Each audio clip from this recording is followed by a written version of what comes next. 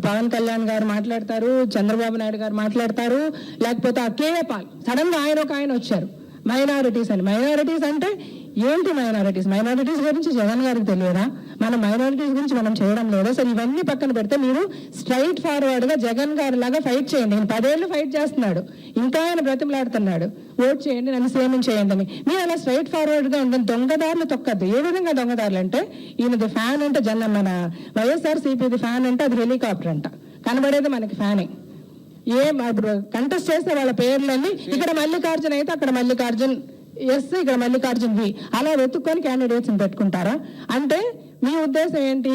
Confuse అయిపోయి జనాలు vote చేసేటప్పుడు ఇవే ఫ్యాన్ అనుకొని, లేకపోతే ఇవే పేర్లు అనుకొని మీకు ఓట్ చేసేస్తారని కదా. అది అడుక్కోవడం కదా. అది ఏం పద్ధతి అండి? ధైర్యంగా ఫైట్ చేయండి. మీరేంటో చెప్పండి. మీరేంటో చెప్పి జనాలకి ప్రూవ్ చేసుకొని మీ మీద నమ్మకం కలిగించుకొని ఓట్లు అడగండి. ఇంకొకరు ఓట్లు మీరు దొబ్బేయాలనుకోవడం కరెక్ట్ కాదు కదా. ఇది కూడా ప్రజలు ఆలోచించాలి. ఒక్క నిమిషం రాజశేఖర్ గారు. ఈ ఓటు వేసేటప్పుడు చాలా ముఖ్యంగా ఆలోచించాల్సింది ప్రతి ఒక్కరు.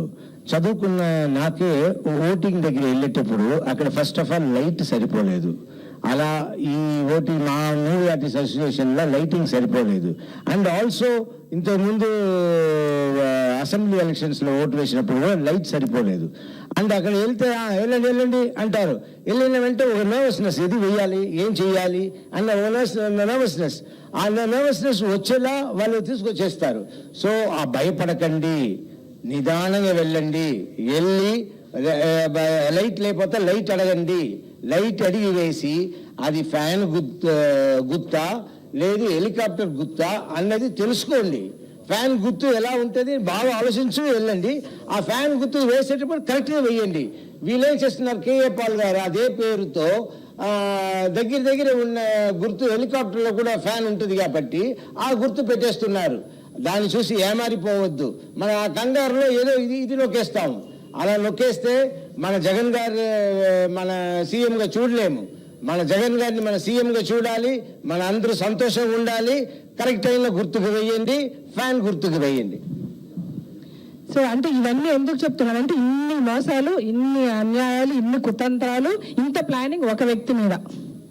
యాక్చువల్గా మేము వినేది అది ఎంతవరకు నిజమో తెలియదు. ఇవన్నీ కూడా ఒక సోకాల్డ్ మన అపోజిషన్ పార్టీ ఎవరైతే వాళ్ళే ఫండ్ చేయించి వేరే పార్టీలు అన్నట్టుగా చేస్తున్నారు అన్నది కూడా వింటున్నాం. అంటే నేను పేర్లు చెప్పదలుచుకోలేదు. అది ప్రతి ఒక్కరు అంటే ఎక్కడికి వెళ్ళినా ఇదే మాట. డెఫినెట్గా రేపు ఎలక్షన్ అయ్యేసరికి అదే జరుగుద్ది కూడా. ఇవన్నీ వెళ్ళి జాయిన్ అయిపోతాయి కూడా అదే పార్టీలో. కానీ అలాంటి ఒక అవకాశం ఇవ్వద్దు. అలాంటి ఓటింగ్ అలాంటి వాళ్ళకి ఓట్లు వేయొద్దు.